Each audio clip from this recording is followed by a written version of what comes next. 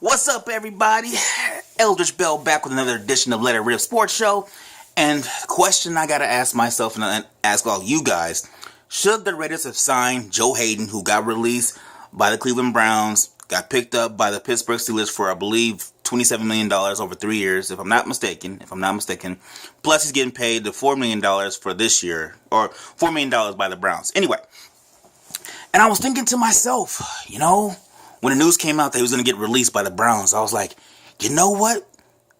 We might be able to, we might need this dude, because contrary to what everybody says on Twitter and a bunch of pundits, the linebacking core is not the biggest issue on defense, in my personal opinion. It's the DBs, because, you got TJ Carey, who's been touch and go at best. You got Reggie Nelson not being able to get there in time to stop big plays. You got Carl Joseph getting beat a couple of times. You got other DBs getting beat. You got Sean Smith, who was, well, you see Sean Smith. Let's just put it that way.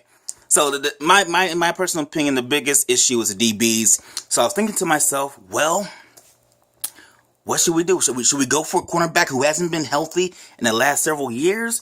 Or should we just stand pat and get other veterans who might get cut who are healthier? Plus, I believe in the same time frame, the tweet came out that DJ Haden hadn't let a completion in 39 passing attempts in his coverage. And I'm just thinking, like, no! Why didn't we sign this dude? Why did we let him walk? And I remember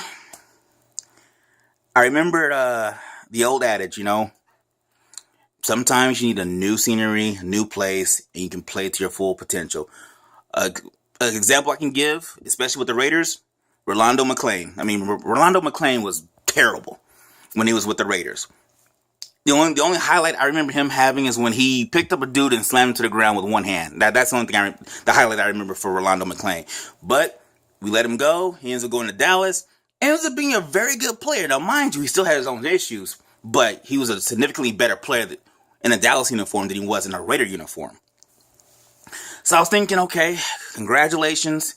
And another thing that was in my mind was that, okay, it's preseason. There are a lot of people who in preseason who ball out, but when it's regular season, you know what? They get exposed. Now, I'm not gonna lie. If this man DJ Haden becomes a top 5 cornerback, I'm gonna be like, no. That's the fan in me. That's gonna be the fan in me. But going back to Joe Haden, realistically, no, I don't think the Raiders should have signed Joe Haden, because he has growing injury. He's had growing injuries and growing surgeries, and that's the last thing you need for a cornerback, is to have a growing injury, because that can limit your mobility and that can limit your recovery speed. And you saw the last couple of years when he was able to play, he wasn't the same Joe Haden that he was when he was getting Pro Bowls, and he was considered up there with Richard Sherman and Patrick Peterson. So with that, and we have a lot at stake right now for the defense, because the offense is set. Derek Carr and company, they're in mid-season form. I'm not worried about the offense whatsoever. It's the defense. And with that, we can't be desperate like we were in the past. We're saying, okay, let's throw a bunch of money at this dude and hope he lives up to his previous talent, which Joe Haden may or may not have. I think it's just too big of a risk, especially for that price tag of $27 million. That money could go to Donald Penn, who's proven he's a beast. Too many question marks, and the first thing it says, if he gets burned, we're gonna sit there and be like, do we just really sign this man to $27 million? $27 million? Really? So I think it was a smart move for us not to throw a bunch of money at Joe Haden. Now, if he works out for the Steelers, and I hope he does, I don't wish anything bad on the dude. And if he works out for the Steelers, I'll sit there and say, you know what? They took a gamble and they got 7. They rolled 7. So I hope it works out, but I think it's too big of a risk. Let's just wait to see what other notable players get cut, or who we can just pick up off the street in terms of who wants to come back or something like that. Obviously, that's not the prime idea, but if we can get somebody who's been cut by another team, let's make that happen. Another thing, I want to know what your guys' opinion on Breon Borders. Do you think he can be serviceable in real action play? Because he got an interception in last night's game. He's been making highlights in training camp. So, do you think we should stand pat with our DBs?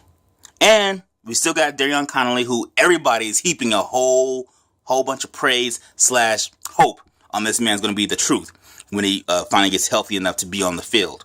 So let me know, do you think we should stand pat, or do you think we should get some players off waiver wire or anything? Let me know.